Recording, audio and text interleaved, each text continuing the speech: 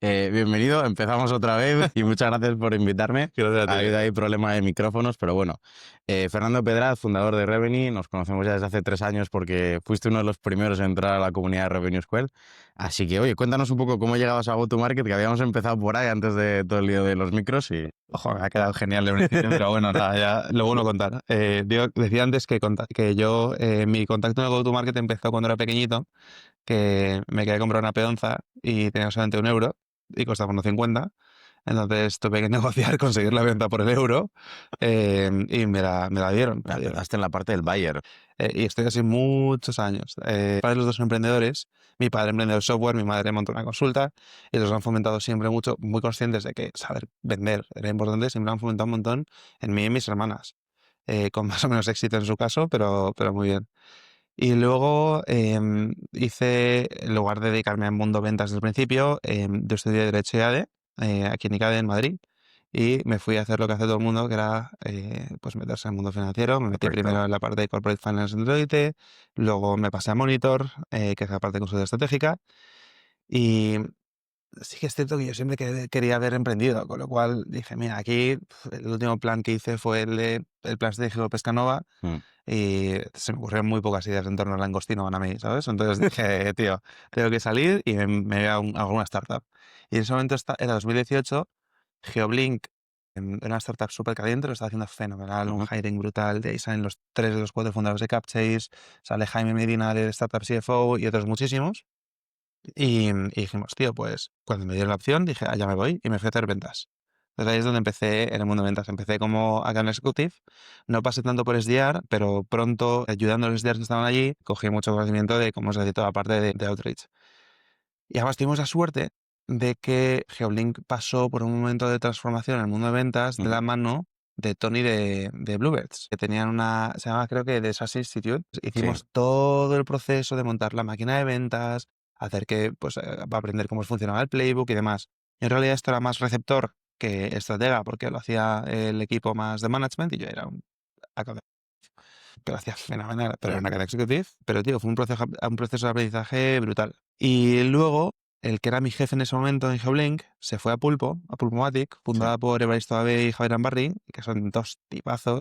Javier Ambarri es el tío más ventas de forma de ser que hay en el mundo, pero necesitaban a alguien que fuese a poner estructura. Entonces ficharon a Pablo, que hoy es uno de mis socios, y Pablo me dijo, tío, vente conmigo. Y nos fuimos allí a montar todo. Sede en México, aunque estamos desde España, pero a montar todo lo que tenía que ver con ventas. Y además era complejo, porque era un software de gestión de flotas, entonces tenías que tener en cuenta también que había mucho hardware y cómo hacías partnerships que no terminaban de arrancar y demás. Y, tío, ese fue un momento apasionante. Luego de ahí me fui a Globo a montar la parte de ventas de una que era la parte de logística. Fue interesante, lo que pasa es que fue más efímero, porque fueron 6 meses desde que me fui a Globo hasta que lo dejé para empezar Revenue. Ahí se vio la... Y evento prime de ventas fue cuando Baris, uno de los fundadores de Pulpo, me dijo que invertía un dinero en Revenue y utilicé eso para levantar más dinero. En plan de, ya tengo un pedazo de inversor, ¿sabes? Esto ya está en marcha, si tú no te subes al carro te lo pierdes. Total. Y funcionó bien. Y hoy, 4 años después casi, 3 y pico, no me separo de las ventas. O sea, a mí me gusta mucho y no me gusta solamente liderar. Soy típica persona que cuando se trata de ventas, me gusta mucho más ser individual contributor que liderar equipo, porque disfruto de las ventas. Liderar un equipo es mucho dashboard más que otra cosa. Pero bueno, he tenido de las dos y la verdad es que me apasiona ventas. Y ahora y te seguirá tocando de las dos. Sí, mi mujer me dice que cuando lo supero, me dice, tío, que ya empiezas a poder no dedicarte a esto. Y aún así sigues. Es que me gusta, tío, es que me gusta. Cuando uno lleva las ventas en la sangre es muy complicado luego despegárselas. Hago siempre una pregunta en el proceso de selección. Estamos ahora trayendo los otros dos account executive en Londres y hago siempre una pregunta que es binaria. Oye, de hecho esta me la enseñó Nacho Travesí, pero bueno, la pregunta que hago a la gente de ventas para contratarlas o no, que es binaria, es decir, o sigues la entrevista o fuera, es imagínate que dentro de 6 meses se abre una plaza en marketing y necesitamos ayuda en marketing. ¿Cogerías la plaza de marketing? Sí, Fuera. fuera. Y si dicen que no, pregunto entonces por Customer Success. Si dicen que sí cogen el Customer Success, fuera. Es que el account executive o el SDR es que lo llevas dentro. Sí. Y tienes que estar fatal decirlo en España y estamos mal, ¿no? Pero el otro día me dijo un candidato en UK, que además luego no aceptó la oferta, pero me dio mucha rabia. Me dijo, es que yo soy muy money driven, ¿no? Me tiran mucho el dinero. Dinero, la comisión. Y como eso lo digas en España, parece que eres Sí. un niñato, pero es que es la realidad. Es que un tío de ventas tiene que querer forrarse, porque es donde está es el outcome de verdad de las ventas, ¿no? Eres buen ventas y ganas mucho dinero. De acuerdo, mi padre me dijo, 2 formas de ganar dinero en España. O eres un comercial de locos o emprendes. Dijo las dos, ¿no? Luego está también pues banca y tal, pero sí que es cierto que banca hoy ya no es lo que era, ¿no? Antes banca te cambiaba Correcto. tu vida y la de 2 generaciones, ahora es más complejo. Pero ahora si Antes de eres... 2008, no. Total, sí, era indecente, pero ya no. Entonces mi padre siempre me decía, cuando estaba en la carrera, me decía, 2 formas de ganar dinero, Fer, en España. ¿Emprendes o Mi padre me vendes? dijo 3 formas. La primera es irse a España. La segunda es o emprendes o vendes. Y entonces, o sea, yo, es verdad, no necesariamente es lo que dices tú, ¿no? Igual en España es porque es muy tabú decir, ¿no? Que puedes ser money driven y que al final un comercial está buscando esa comisión y demás. Pero es verdad que es un motivador muy, muy importante. Y si no te motiva esa comisión a final de mes, con toda la presión que hay en ventas mes a mes, si esa motivación no te cubre precisamente la presión, Es que la presión, además, la gente lo olvida. La presión en sitios donde tienes un target muy definido, donde esto se lleva haciendo un tiempo, es muy alta. O sea, tú vete a Revolut. Revolut, 2 meses malos y fuera, porque ¿no? llevan Tenemos haciendo varios esto. miembros en la comunidad y justo eso me dicen, dice, tío, de hecho uno venía de Salesforce, dice, yo estoy todos los meses, pum, pum, pum, pum, y Salesforce es jodido, pero es que esto es igual. Es infernal. Y yo me acuerdo cuando estaba, sobre todo esto lo sufrí mucho en Geoblink, porque, claro, pusimos estos procesos que te contaba antes. Me acuerdo que terminaba el mes y decía, no, contador a A cero. cero, Da igual lo que haya hecho. Otra vez contador a cero. Y hacías un mes brutal cero. a cero. Y la gente de Es verdad, no lo durísimo, interioriza. durísimo. Pero esto es algo que hablo mucho con el equipo, que nosotros no somos así. Y digo, no sois conscientes de la suerte que tenéis. Porque yo recuerdo eso de... Además que lo recargabas y la aguja se iba. Total, y era una frustración claro, me decían, hay que ver una oportunidad. Y digo, ¿de qué? ¿Sabes? ¿De qué? Si es que ya no puedo más. Sí, eso yo lo recuerdo cuando era SDR, porque claro, SDR era sí o sí mes a mes. Claro. Luego pasas a Account Executive y de repente te pagan trimestre a trimestre o año a año. Y entonces de repente al tercer, cuarto mes, si vas año a año, se te ha olvidado que el dashboard baja. Hasta que llega el final de año fiscal y era... Y ahí sí que es mucho peor verlo cada 12 meses. Mes a mes lo interiorizas al sexto mes. Sí, pero cada 12 meses iba tan creciente, tan creciente. Encima el último mes, además, que suele ser el que más entra, ¡bum! Pero cada Desaparece. 12 meses es sorprendente, tío. Qué forma de... Para Enterprise era lo que tenías. Claro. Claro, pero es verdad que las comisiones te las pagaban mes a mes y cuando estabas en Targets SMB, anuales, pero con comisiones pagadas mensuales. correcto. Año. Te forrabas a final de año porque tenías los aceleradores y tal, o trimestralmente, si te pagaban las comisiones más fuertes trimestralmente. O sea, todo dependía del tamaño de la industria. Porque es verdad que si tú vas a contratos de Enterprise en Salesforce, tardabas 8 meses en venderlos, 6, Total. un año y algo. Si lo hacías mes a mes, pues no estabas cobrando en negativo todo el año, salvo diciembre. Es otra de las cosas que es divertida, ¿no? Cuando tú pagas por adelantado, pagas la comisión por... Los clawbacks, eso... Es verdad que en Salesforce pasaba menos, pero en startups es muy común. Eso es bastante común. Sí. Yo soy partidario de no hacer tanto clawback, sobre todo en una startup early stage. Nosotros ahora poner clawback será complejo. Y eso que no perdemos clientes. Pero es cierto que hay mucha estacionalidad, nosotros tenemos mucho revenue transaccional y en esa estacionalidad hace que, depende de cuándo firmes el contrato, parece que vas a tener más revenue o menos. Pero no tenemos tanto histórico como para poder normalizar la curva de estacionalidad. ¿Vale? Si ahora estás firmando en enero, eso significa que en marzo va a ser tanto menos. Ha sido curioso ver cómo gestionamos esto. ¿Y qué habéis pensado? ¿En hacerlo sobre facturación? Es un porcentaje sobre el revenue cobrado, Claro, tus marcas durante el primer año y lo pagamos cada mes. bueno, Sí. tiene sentido. Estamos pensando en formas nuevas y ahora que me traiga un Head of Sales espero que me traiga muchas alternativas. Que piense, Sí. que sobre dibuje todo, que ideas alguien le en dé la tiempo- pizarra. que alguien le dé tiempo a pensar. ¿Sabes? Claro, Es claro. una de las cosas por las que tenemos que pagar en revenue. Bueno. Porque vamos tan acelerados. Bueno, traes un Head of Sales, eso significa que hay, no necesariamente reestructuración, pero significa que el equipo ya se profesionaliza de cierta manera, ¿no? ¿Cómo tenéis organizado el equipo y cómo piensas, igual el Head of Sales viene y te lo revoluciona, ¿no? Pero ¿cómo lo tenéis ahora ¿para qué la inclusión del Head of Sales, no? A Sí. nivel más macro. A nosotros nos ha costado mucho dar con la tecla de cómo tenéis la estructuración del equipo, o sea, la estructura del equipo. Pero empezamos con el formato que traíamos de otras startups, que era SDR y Account Executive. Ujú, Solíamos hacer como 2 SDRs por Account Executive. Nosotros siempre hemos tenido un equipo de ventas, en todo caso, bastante concentrado, ujú. porque entendíamos que la forma de escalar era cuando tuviésemos claro que el Product Market Fit estaba o Sí. estaba cerca. Entonces el equipo siempre ha sido pequeño. Pero aún así empezábamos con SDRs y con Executives. De nuevo, 2-1. Ujú. Pero veíamos que los incentivos estaban desalineados, porque el SDR lo que quiere es cerrar muchos meetings. Para cerrar muchos meetings quería estar muy encima, pero nuestro mercado al que teníamos que ir era un mercado que al principio definimos que iba a ser pequeño. Dijimos, "Mira, vamos a ir a por este segmento de marcas que cumplen estos criterios". Y eso lo complejiza, porque no quieres que quemen el mercado. De hecho, hay otras startups en el mismo espacio que nosotros que es que no paran de escribir, llamar, de escribir, llamar. Y al final, esta es gente del mundo de e-commerce que le llaman 100 veces, que tiene tu problema, pero como le entres mal, la has liado. Entonces, ¿qué dijimos? Entonces no estamos pudiendo dar comida a los account executives. Dijimos, les vamos a hacer full cycle. A partir de ahora, el account executive se genera sus propios negocios y Mm. los cierra. Y está funcionando muchísimo mejor. De hecho, en UK todavía ni siquiera que es de más de la mitad de los revenues y el mercado es inmenso. Ya Es conozco mucho más el grande que mercado aquí. es Mm. inmenso hasta que no tengamos claro que un SDR haciendo su propio outbound no de comida a los account executives, seguimos con full cycle.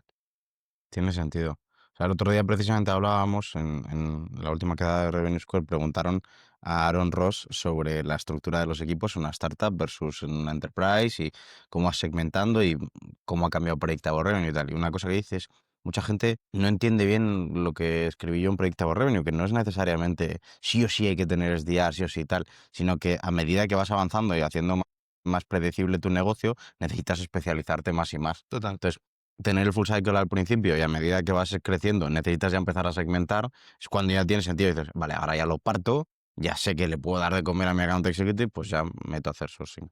Pero hay una cosa en ventas que es un lujo que tenemos en startups que creo que no se tienen en las scale-ups o las Ujú. empresas llamadas los corporates, que es la gestión del conocimiento. Y eso es un aprendizaje interesantísimo nuestro. Y es Mm. que los primeros que saben que les duele a las marcas son sus ventas. Si tú rompes esa gestión de un SDR que una cuenta, una account executive, el tipo de preguntas que hacen son diferentes. Esto lo sabemos todos ya, Sí, ¿no? ¿Qué sabe un SDR sobre el producto? Poco. ¿Qué sabe una account executive? Más. ¿Qué vende el SDR? Una demo. ¿Qué vende la account executive? el El producto. valor, ¿sabes? Entonces, tío, lo que veíamos es que las preguntas son diferentes, obviamente porque antes no tiene relación y después sí. Esas preguntas no son solamente para cualificar o para conseguir un pain point question para conseguir esa demo. Son preguntas donde empiezas a entender el valor de las cosas. Claro. Y nosotros necesitamos ese input. Vas a problema-solución en vez de a... Y luego a ver qué vas desarrollando el producto. Porque el roadmap al principio está muy esclavo de las ventas. ¿No? El roadmap tú se lo entregas a ventas prácticamente y dices, oye, ¿por dónde tenemos que ir tirando? Y luego ya decidiremos en la parte de producto qué se prioriza y qué no. Para que sea algo que sirva para todas tus marcas y demás. Pero es clave esta parte de qué priorizamos. Y veíamos que si hacíamos full cycle, esa relación del conocimiento, o sea, esa relación de todas las preguntas que se iban haciendo y cómo todo esto se recogía para darnos un paquete de necesidades, más de features que de valor, eso es verdad, a producto, volaba mucho más. Entonces decimos, oye, no podemos romper. Igual que luego estamos haciendo un nuevo plan de handover, porque hasta ahora ha sido lo más rudimentario que podía haber, pero en este plan de handover lo que buscamos es justo esta transición, entender hasta dónde se quiere involucrar ventas. Yo, por ejemplo, el día ahora, vamos a ver una marca enorme en UK, Castor, que son estos que patrocinan al Athletic. Estos tienen 50 tiendas de Shopify, es un monstruo, es enorme. Y estos tíos, yo me he ido pronto. Yo he dejado la cuenta, la firmé yo, y la he dejado, y he hecho el handover como buenamente he podido y me he ido pronto. Y es una liada, porque el tipo de ventas que tenemos en Revenue es una venta también muy personal, Sí, donde conectas con esa persona. Y dedicamos mucho esfuerzo para que la gente entienda que esto aplica en todas las áreas de Revenue. Claro, es una faena si yo me voy, que es que tiene una relación personal, y lo delego rápidamente porque tenía otras cosas que hacer, claro, para el en cliente los LinkedIn parece, funciona mucho peor. claro. Y si hay algo que va mal, no lo van a decir. Simplemente van a decir, esto no está funcionando, lo siento. Entonces, por eso tenemos esta relación donde decimos que preferimos ser un equipo concentrado, donde todo el mundo hace más que especializarnos todavía. No podemos especializarnos. Especialice y para continuar porque perdemos demasiada información que una startup tan early es súper interesante. Tiene todo el sentido del mundo, porque al final de ahí, o sea, es verdad que a medida que creces, lo que pasa es que esos procesos los tienes que estandarizar sí o sí, y ese handover tiene que venir definido por A, B, C, D, F, y si no se cumplen todos esos requisitos, el handover está mal hecho. Entonces, Totalmente. tiene todo el sentido del mundo, porque cuando tú lo tienes todo en la cabeza, no necesitas ese proceso, tienes a todo el mundo involucrado. 100%. Qué bueno. 100%. Y eso que yo hablaba mucho de esto, sobre todo al principio, lo hablaba con Jorge de Star, yo creo que hay que ir por aquí. Y es claro, Jorge es una persona que tiene una clarividencia en ventas que no tiene el resto del equipo, o sea, el resto de la gente. Y yo decía pushback, y tantas veces he tenido tan poca razón contra Jorge, hay veces que es casi frustrante. Y Jorge yo le quiero un montón, es muy frustrante porque siempre, o sea, además te lo dice como diciendo, ya verás, esto va a ser así. Con una cara como muy tranquila, como diciendo, si yo sé que tengo razón y tú te vas a dar cuenta que yo tengo razón. Tío, no pontifica para nada, te dice su punto de vista, además siempre te dice, es mi punto de vista, pero Sí. claro, da la sensación de que su punto de vista es el que debería ser de todo el mundo. No, tiene muchísimo conocimiento. Sí, sí. Hombre, lleva haciendo esto más años que nadie, claro. Sí, sí, es Y en tremendo. diferentes países, en diferentes compañías. Sí. Bueno, ahora al final el este diferente. ve todo en Europa, todo lo que está ocurriendo en Europa. El otro día le preguntaban, pues, tío, tal, ¿cómo tal? Y dice, no, esto todavía el equipo no lo ha sentido. ¿Vale? Bueno, ok. Entonces, La de nuevo, estamos ok. Cerro el capítulo, Ve- venga, ve- ahora- Y una duda, los full cycle que tenéis al final, porque mucha gente lo que acaba ocurriendo es cuando tienes los SDRs, son los SDRs los que fabrican el pipeline, en vuestro caso es el full cycle. Entiendo que aquí se genera de negocio a través de diferentes canales, Ujú. outbound, entrará algo de inbound o por boca a boca, tendréis upsell y cross-sell. ¿Cuáles son los canales por los que generáis vosotros negocio principalmente? Nuestro inbound por defecto es una basura. Y de hecho hemos visto que casi todo el inbound que entra es porque alguien le ha dicho a esa persona que hable con nosotros. Entonces Claro. dices, vale, no es un inbound donde estamos haciendo un product sale que nos llega gente de fuera, Sí. o puede ser Notion, ¿no? Esto es que la gente habla de nosotros. En España ya somos muy conocidos hasta el punto de que tengo la certeza de que todas las marcas que no trabajen hoy con nosotros acabarán trabajando con nosotros. Entonces es un tipo de venta que es más de ir calentando el mercado por diferentes canales. Pero hoy, los canales que mejor funcionan, podríamos entrar a definir qué es lo que mejor funciona, pero bueno, los canales que más utilizamos es partnerships Ujú. y ventas, o sea, y outbound. Es cierto que es la primera vez en mi vida que partnerships funciona. Raúl estaría orgulloso. Es que, tío, lo intentamos en Geoblink, no nos funcionó bien, lo intentamos en Pulpo, no nos funcionó bien, lo intenté en Globo, no nos funcionó bien y ahora está volando. Qué Es bueno. cierto que es más sencillo, porque en el mundo del e-commerce o sea, hay muchos satélites que orbitan en torno al e-commerce manager, ¿no? Tú no tienes antes Shopify, tienes en torno a Shopify muchas agencias que implementan Shopify Ujú. o agencias que te ayudan a mejorar tu conversión, ¿no? Entonces, hay muchas cosas que están orbitando en torno a esto y si das cosas adecuadas, van a hablar de Claro. y hace que la implementación sea más sencilla. En este caso, sobre todo en UK, ningún deal grande lo hemos firmado con Outbound. Todo Ninguno. partners. Todo partners, sí, sí. Todo Pues es que partners. está funcionando muy bien. Y en los partners, o bien son individuos muy conocidos de la industria que te Ujú. presentan a esta marca, ocurre mucho en su consultora y claro, es que tiene llegada a todas las marcas de estilo no nadie más. La red y la credibilidad, que es lo que más importa. Importa menos una red amplia, importa más Que la red te crea. que te tengan ahí. Luego, el ecosistema de marcas, es verdad que tanto en UK, yo diría que en toda Europa, ha crecido de forma muy endogámica, donde se iba de Customer Service a Head de Customer Service a esta marca, ¿no? Y la gente iba cambiando de una marca a otra. Entonces, si es un buen servicio, eso se va replicando, pero se lleva tiempo. Pero vamos, partnerships hemos hecho ya de forma estructurada, tenemos un partnership manager en UK y hacemos otro con agencias de Shopify, con algunas empresas de tecnología también, estilo SendCloud, por ejemplo, ¿no? Con todos estos hacemos partnerships que nos ayudan a entrar directamente en las marcas con poca fricción. Solamente hay que hablar del coste, pero la credibilidad ya la tienes de que eres una muy buena plataforma. Y luego Outbound nos funciona mucho mejor en España que en UK. Lo que pasa es que últimamente me está diciendo todo el mundo lo contrario, entonces creo que soy yo el que lo está haciendo mal, la verdad. Pero en UK mi tesis hasta hace 2-3 semanas es que Outbound no funcionaba. Llevo usando LinkedIn desde 5 años antes que en España para ventas, como todo lo que pasa en UK. A saturado. Se sienten súper ofendidos si les llamas. Esa era mi tesis, hasta hace de nuevo 2-3 semanas. Hace 2 semanas tuve un par de conversaciones que me han hecho dudar sobre la certeza que tenía de que Outbound en UK no funcionaba. Ya. En España sí funciona, todavía Outbound funciona Sí. bien. Es importantísimo que la gente sea buena haciendo Outbound. Las llamadas, es que el mail funciona, pero es que las llamadas. Son las llamadas. Una persona que llama bien lo cambia todo. A Chris, que la tenemos aquí en Revenue, bueno, me presentaste tú. Correcto. Sí, sí. Chris, no voy a decir en el podcast la pregunta que le hice en el proceso de selección. Empecé como al pie con Chris, pero es una crack. Y Chris lo que hace muy bien es que cuando llama, no parece que te está vendiendo. Ya de forma súper educada, pero súper cercana, súper personal, y enseguida consigue eso. Consigue esa relación donde dicen, pues venga, sí, cuenta más, ¿no? Y además es muy consciente de que al principio está vendiendo una demo y luego ya no está vendiendo una demo, está vendiendo Valor. Justo. Empezó como SDR en Revenue y enseguida ya dijimos, mira, vas vendiendo y a ver qué tal, y vende como una cerda. Y luego tenemos a Juli también, que es un perfil que es lo opuesto. Juli lleva en la industria toda su vida, tiene 50 años, y si no conoce a alguien, conoce a alguien que conoces a alguien. Entonces Juli no tiene que ser más en frío, lo que tiene que hacer es simplemente conexión. Y lo hace genial. Y llega un tipo de marcas que además no te cogen el teléfono. Correcto. Que no, O si te lo cogen es el gatekeeper, que no te va a pasar nunca. Total. Entonces está muy bien. Sé cómo funciona muy bien. En UK sí que Curioso. tenemos que tirar de otras herramientas, pero sí. Es un combo interesante porque al final, claro, es que son completamente diferentes. Es que además no tiene nada de overlap porque cada uno va a marcas tan diferentes.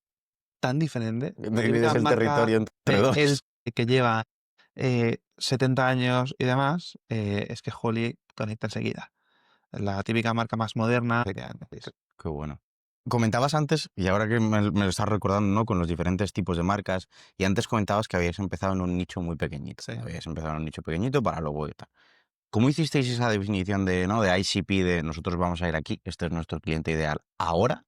Y luego cómo ha ido cambiando, ¿no? O sea, ¿cuáles fueron las claves en esa decisión? Es que como nosotros empezamos solo con devoluciones, teníamos que empezar pequeño por dos razones. Una, porque tenía que ser marcas que tuviesen muchas devoluciones. Es decir, por ejemplo, cosmética no podías hacer, electronics. A ver, sí podías, pero te iban a pagar los duros. Entonces fuimos a marcas de moda o de calzado, estilo Pompey. Y luego la otra cosa que entendimos desde el día uno es que era absurdo ir al Corte Inglés. Porque no tenías ningún tipo de credencial. Claro. Entonces, ¿qué hicimos? Hicimos un laser focus diciendo vamos a ir sobre todo a marcas de moda que estén en Shopify y que además vendan menos de 10 millones, porque esos te escuchan. Y además es muy interesante porque esos con quien te sientas con el CEO. Claro. No te sientas con un e-commerce manager, es el CEO el que te va a coger el teléfono, Sí. es el CEO el que va a decir si esto se mete o no se mete. No tienen segmentación precisamente, así que el que... Y los CEOs son muy inspiracionales. Entonces, cuando vendes lo que nosotros vendíamos, que era el reembolso instantáneo al principio, ellos lo entienden de una forma mucho más holística. Es que esto no solamente es bueno para e-commerce, o sea, para soporte, para logística, Es es la bueno marca. también para e-commerce y es bueno también para marketing. Entonces, me ayuda para todo, ¿no? Entonces, teníamos que ir así al principio. Es que lo ve todo. Oye, esto es bueno financieramente, esto es bueno para el Claro. branding, esto es bueno para success, esto... Justo. Entonces, tú dices, vale, pues le imputo imagínate que fuesen 1.000 euros, ¿no? Pues le imputo 100 a este equipo, 100 a este departamento, 100 a este. Y al final, pues es un deal buenísimo. Pero esto sí lo tienes que ir a e-commerce manager, que no nos conocía ni mi madre, ¿sabes? Y que se lo tiene que imputar a todo su presupuesto. Era complejo, es muy complejo. Entonces, ¿qué es lo que hicimos? Curioso. A partir de ahí fuimos haciendo típica táctica N+1. Es decir, ya hemos conseguido un Pompey. ¿Cuál es la siguiente por la que tenemos que ir? Ya tenemos Pompey, con lo cual esta nos sirve para decirle a la siguiente que sea un poquitín mayor que tenemos Pompey y que lo pruebe y tal. Entonces fuimos yendo a marcas mayores. No, Ahora además, ya... Pompey como marca es buenísima. Venderá más o menos, pero el nombre lo tiene. Exacto, y además son gente estelar ellos, o sea, no se Qué maravilla. esconden, están dispuestos a echar mano. Nosotros empezamos, Merchant Dashboard, ¿no? El panel de control de las marcas era en Google Drive, que actualizábamos a mano y no les decíamos, no, esto es la plataforma brutal, era un Google Drive, ellos sabían que era un Google Drive y sabían que los que decían que había llegado una evolución por detrás éramos nosotros, o sea, no podía ser más obvio. Y Joder. luego ya iba a entrar Pablo. Y luego ya a partir de ahí dijimos, venga, pues ¿cuál es la siguiente por la que vamos? Esta. Y la siguiente, esta. Y esto nos ha ayudado de forma que ahora ya sabemos que tenemos diferentes tiers, entendemos ahora muy bien qué tenemos que vender a cada tier y a quién es el buyer persona dentro de cada tier de marca. Y lo que hemos hecho ha sido, en lugar, bueno, ahora ya no, esto ya hasta hace un año, ¿no? Pero hasta hace un año lo que decíamos es, en lugar de abrir mucha más industria, vamos a ir a por marcas cada vez mayores. Y la realidad Ese es que N+1. sí, y es donde está el dinero, tío. Donde está la pasta es la marca grande, que para ellos esto es un marronazo que tienen que resolver ya, que además les es facilísimo cuantificarlo porque entienden esto, qué retorno tiene mejor que nadie y les puedes poner un ticket más alto.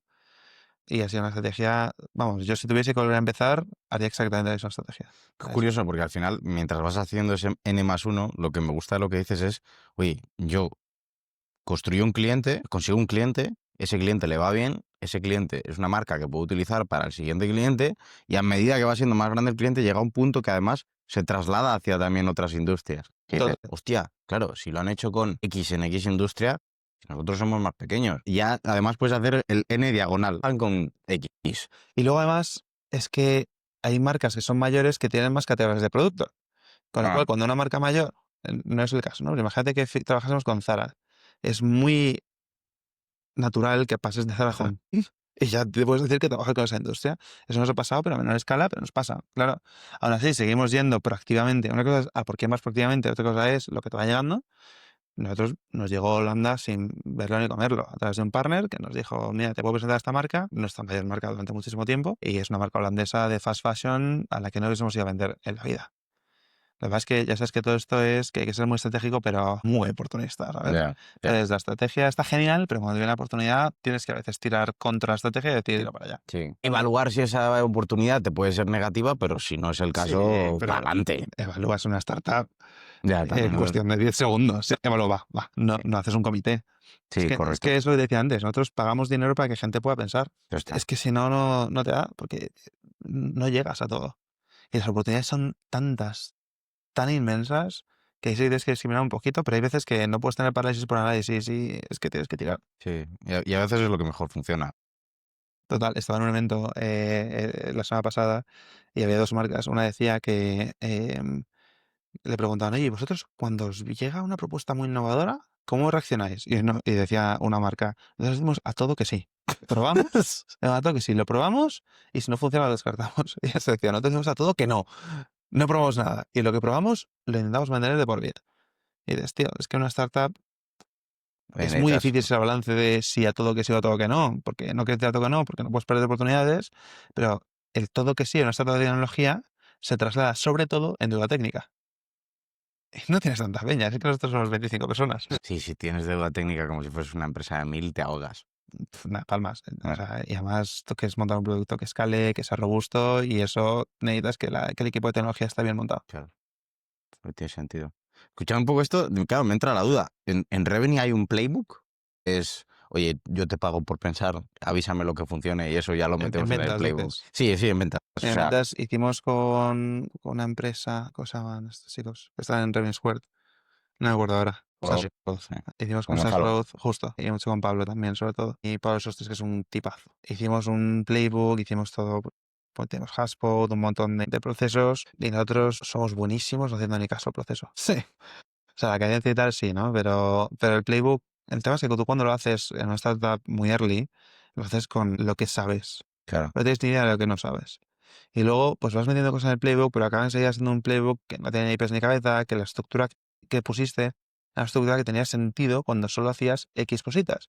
Pero claro, es que ya de base, la estructura que tienes ya no te sirve, porque ya ha cambiado del todo, ¿no? Entonces, es lo típico que cuando tú pones, de hecho, en Notion, una especie de hub para todas mis tareas, lo que llaman otros un segundo cerebro. Yo no llego tan lejos como un segundo cerebro, pero Sí, bueno, yo he visto algunos en Twitter, ¿no? My second brain, y es un pedazo de bicharro. Yo no tengo ni half brain, o sea, como para tener un segundo. No tengo yo mi propio.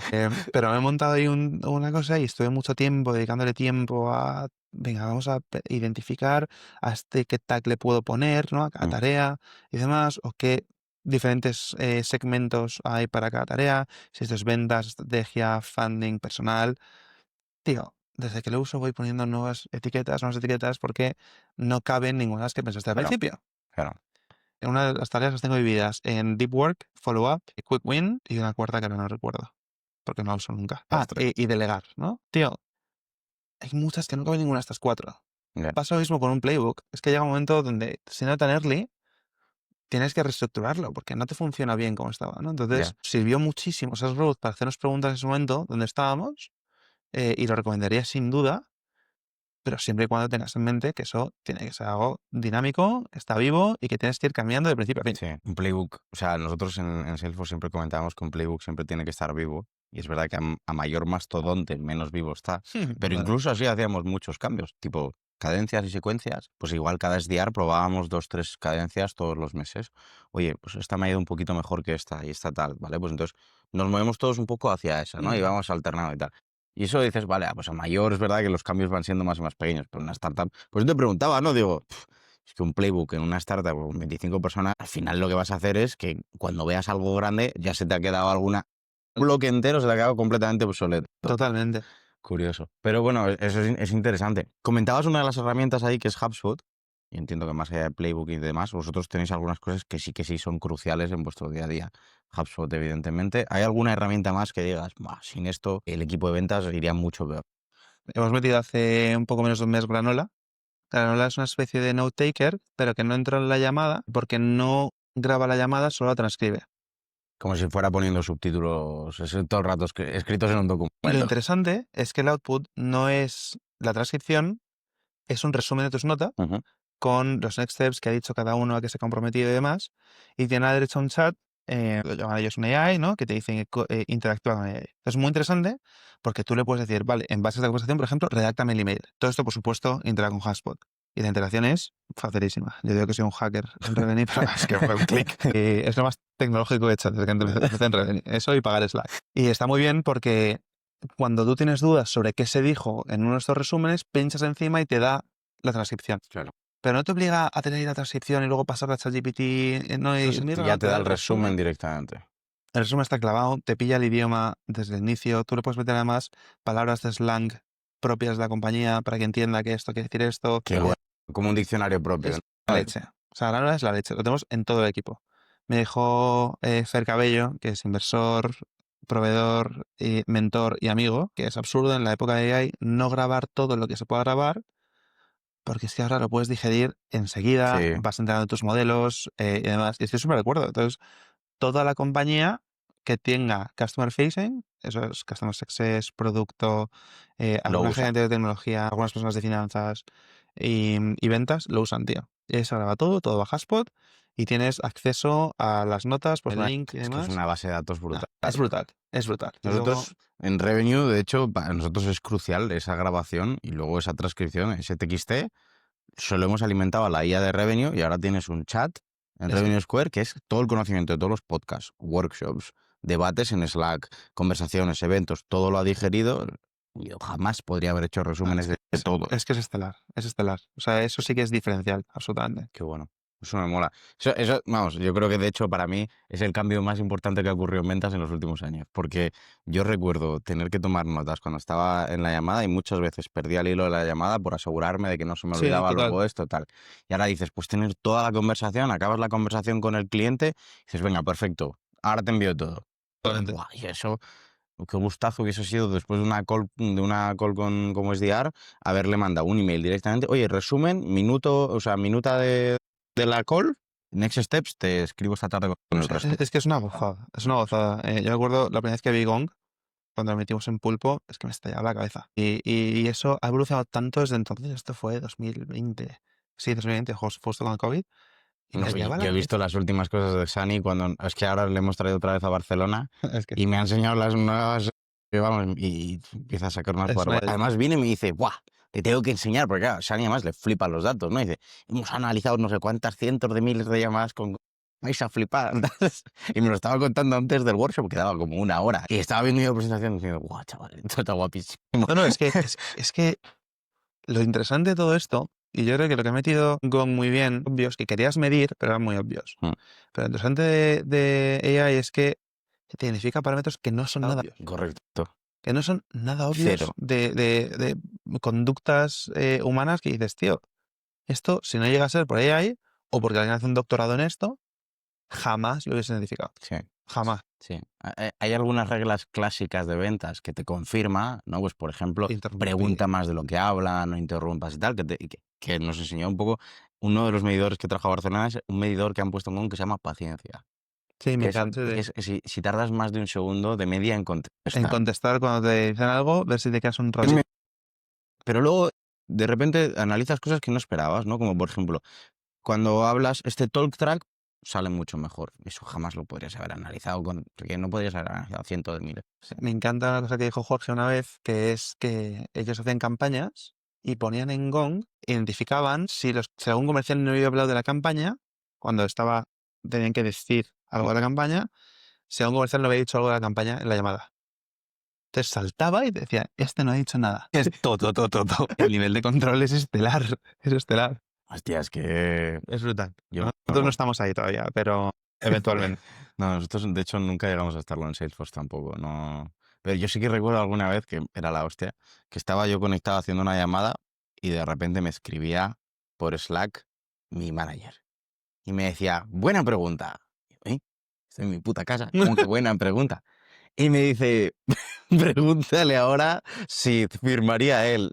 Y yo, ¿qué coño? Y yo, claro, en el Salesforce tú podías meterte a hacer shadow en cualquier momento a tu equipo o a cualquier otra persona que A te través hubiesen de, dado acceso. de Gong. A través de, nosotros utilizábamos Amazon Connect, que era para las llamadas. Qué locura, tú. Entonces tú podías conectarte, los managers tenían permiso para conectarse en cualquier momento a la llamada de... Eso lo pusimos porque con el COVID cada uno estaba en su casa. Claro. Entonces normalmente tú al final estás al lado, estás escuchando.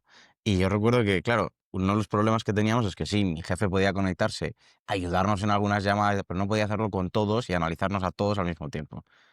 Llegó la IA y ahora ya sí puedes analizar todas las llamadas sin estar conectado necesariamente. Te saltan alertas con algunas palabras en específico. A mí eso me parece la hostia. Me decías herramientas. Ahora voy a pasar a una cosa que es lo que te comentaba antes de los KPIs, ¿no? Bueno, tú como fundador tienes KPIs de go-to-market, de success, de no sé qué. Pero en go-to-market ya de por sí tenemos decenas de KPIs que son medibles. Pero ¿cuáles son los 2 o 3 que te obsesionan, que dices, de aquí mido todo y luego ya el resto cae o va por encima? Los que reporto al board con más frecuencia es cuánto estamos generando de pipeline, ¿no? Cuánto va aumentando. El pipeline coverage, es lo que me dices, Sí. ¿no? Tenemos estos objetivos, cuánto tenemos de pipeline para llegar a estos objetivos. Y luego también los días en ciclo de ventas, cuántos días son por canal. El más rápido, sin duda, es partnerships, sorprendentemente, luego outbound, luego eventos y luego inbound. Curioso. Sí, es sorprendente. Sí que es cierto, es que es muy raro, pero sí que es cierto que creemos que tenemos identificado el porqué. En inbound nos llegan algunas que no son muy cualificadas, pero otras que sí que lo son. Las que sí que lo son conocen menos, han escuchado hablar de ti, entonces tienes que hacer prácticamente desde el principio, no hace que vaya más rápido. Luego, estas las que son inbound de verdad. Tenemos inbound, Sí. como te decía antes, de que alguien le ha dicho que nos contacte y nos contacta desde el formulario, pero la realidad es que pasan mi WhatsApp y es igual. Sí. Luego, eventos. Desde que nosotros lo marcamos como oportunidad desde que ocurre el evento hasta tener esa primera llamada pasa mucho tiempo. Ya. Entonces, claro, es injusto comparado con Outbound, donde tú lo marcas como oportunidad cuando tienes esa llamada y ya en la propia llamada cerras la demo, ¿no? Claro. En eventos la gente está un poco más a pruebas y eso hace que haya un decalaje mucho mayor. Claro, pero como al final el sourcing es en el propio Claro, evento. en Parálisis pasa lo contrario del evento, que es que no hay llamada, hay demo, ¿no? Es que saltas directamente a... Aquí hay una oportunidad caliente. Sí. Lo que No, te pero eso decía es de que estáis Reina, haciendo ¿no? el outbound muy bien. Sí. O sea, porque un ciclo de venta relativamente rápido, más bien en media con el resto. Pero es que de nuevo es porque vamos muy a tiro hecho de estas son las marcas las que sabemos que vamos a trabajar Es que rápido. definirlo del Sí. ICP, el ICP es lo que has dicho antes, es crucial. Yo creo que la gente que hace un mal outbound muchas veces, y no digo siempre, evidentemente, pero muchas veces porque no tiene bien identificado dónde ir. Porque velocidad sin dirección es inútil. Es cierto que todo tiene su contra. O sea, nosotros el pipeline coverage lo tenemos muy bien, pero podríamos hacerlo mucho más si tuviésemos más SDRs y contexto y tal. Lo que pasa es que tú tienes que decir qué métrica es la que es buena para ti. Sí. Y la que es buena para nosotros es cerremos rápido y comencemos rápido. Porque nosotros, siendo tan pequeños, cuanto antes entre el revenue, más nos interesa. Sí. Porque entra más tiempo de revenues ese año para el cierre de año. Y como somos una empresa invertida por VCs, lo que importa mucho es con cuánto cerraste el 24, con cuánto vas a cerrar el 25. No cuál es el ARR de hoy. Día Yo quiero 31. la pasta. ¿Sabes? Y que el 31 de diciembre haya facturado tanto. Da igual que yo firme 100 clientes el 10 de diciembre, es que me van a reportar muy poco revenue ahora mismo. Está genial porque lo reportará el año que viene, pero yo también quiero que ocurra cuanto antes. Y ahora tenemos un ciclo de ventas bastante rápido, pues suele ser en torno a los 2 meses, más o menos, de media entre todos los canales. Y sí, luego también veo mucho el split por país. Y luego el ticket medio por país también tenemos una desviación mayúscula, porque UK tienen mucho más, son mayores las marcas destinadas por adquisitivo. En España vemos que no. Y en términos de pipe coverage, que esto es una métrica que nosotros utilizábamos mucho, ¿qué es lo que vosotros veis como sano? O cuál es el objetivo de pipe coverage, ¿no? Decir, oye, de aquí no bajamos, este es muy bueno, por encima de esto. También por el tema de la escena que te decía, para nosotros 4 veces, 4, sí, yo te diría 4 veces es ideal, está bien. es un Es buen lo que número. buscas. Sí, es Sí. un buen número. 4, además es cantidad de pipeline. Sí, lo que pasa es que, de nuevo, como va tan rápido, nosotros tenemos muchos meses que son muertos porque en Black Friday nadie te enchufa. Sí, correcto. Es que o tienes 4 veces o por debajo es muy difícil que llegues a targets. Muy difícil. Sí. No, y a medida que eres más startup, más importante es tener el Sí, sí, pipeline total. alrededor de 4. O sea, nosotros buscábamos mes a mes en una corporate, 3 era como, "Buah, si tienes 3, te haces la cuota seguro". Pero claro, eso es un seguro. Sí. Lo cual significa que con 2, si tienes suerte, te lo cierras, con 1, olvídate, porque es imposible. Y con 4 te haces overachievement por huevos. Mm. O sea, o eres muy malo. Lo que está muy bien, que nosotros hacemos muy mal, por ejemplo, es que todas estas métricas tampoco las hablamos tanto con el equipo de ventas. Lo que decimos, tío, vosotros En general. pues sobre todo porque yo no tengo tiempo de ser head of sales. Que es una de las cosas que me tengo que enfrentar, es, tío, no tengo tiempo de ser un buen head of sales. Entonces tengo que traerme a alguien, porque este tipo de cosas, por ejemplo, son cosas que con el equipo no hablamos muy a menudo. Cuando reporto cada trimestre al board, y ahí pegan un Claro. empujón fuerte, se traslas al equipo, y el equipo, lo bueno es que como están poquitos y somos tan familiares en ese sentido, lo hacen suyo e intentan actuar Sí, acorde. el empuje es Pero tenemos que general. mejorar mucho también en cómo, esto que decías de Salesforce, ¿no? Y que supieseis cuando que 2 estás ahí bien, que 3 es estelar. Estas son cosas que nosotros tenemos que trabajar en que caigan en el equipo. Sí, tiene sentido. Vale, pues Fer, para acabar lo que te decía, ¿no? A mí me gusta acabar siempre con 3 preguntas que van un poco con, oye, un error, un consejo y luego ya el futuro del go-to-market, ¿no? Entonces, te pregunto primero, ¿qué error, puede ser en go-to-market o puede ser emprendiendo, es el que igual más te ha marcado o ha generado un aprendizaje fuerte que luego has llevado a cabo? Nos trajimos a una persona al principio de Revenue UK, em, que creo que era demasiado senior para lo que nos hacía falta en ese momento. Con esto no quiero decir que la gente senior no funcione bien. Lo que funciona es una persona con mucha experiencia sin actitud de senior. Porque él estaba acostumbrado a tener equipos muy grandes em, y gestionarlos. No está acostumbrado a él a hacer el trabajo, Claro, ¿no? ejecutar.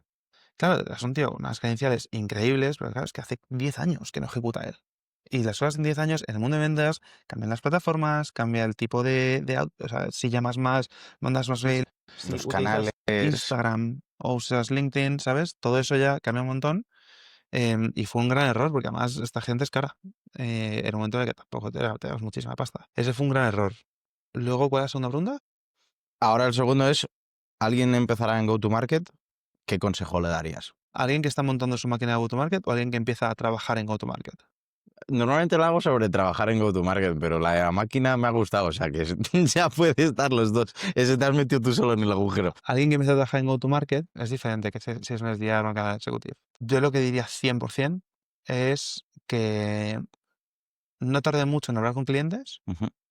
Hay gente que entra en go-to-market y primero se quiere empapar a tope para luego hablar con clientes. Y no está mal conceptualmente, pero yo creo que hay que saltar al ruedo cuanto antes. Cuanto antes. Y que empiece con cosas de poco riesgo, ¿no? Marcas pequeñitas o clientes prospects que no te van a cambiar la vida, si es que sí o si es que no.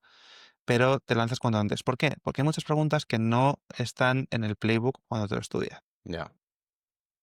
Un huevo.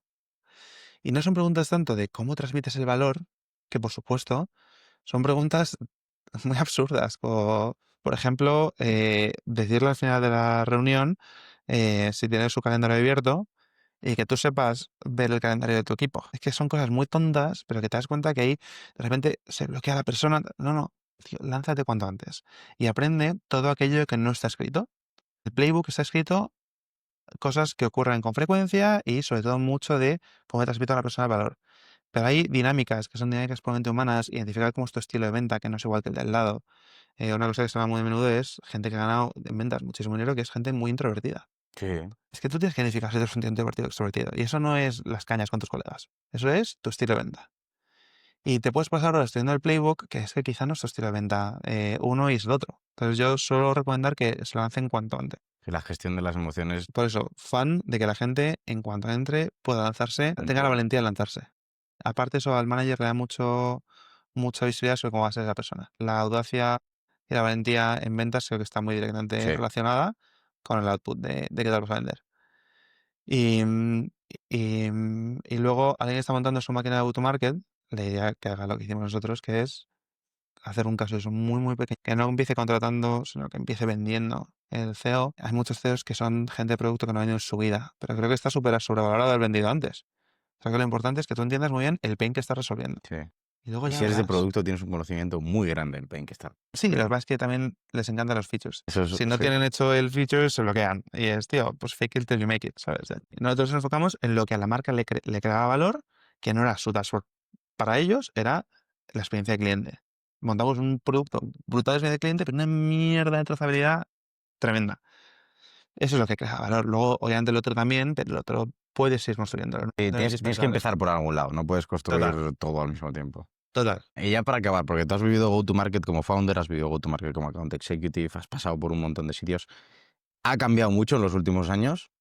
¿Dónde crees que va o qué es lo que crees que va a cambiar de manera más fuerte en los próximos 1 o 2 años? Voy a decir una cosa que voy a decir no porque la dije ese Jorge, ¿eh? Pero creo que lo fundamental no ha cambiado. O ¿Vale? sea, el aprender a transmitir el valor es Eso, lo fundamental. Gong, lo que decía antes, la paciencia y tal, te da lo accesorio. Pero eso no es bueno sabiendo cuál es el problema que tiene tu cliente. Mm.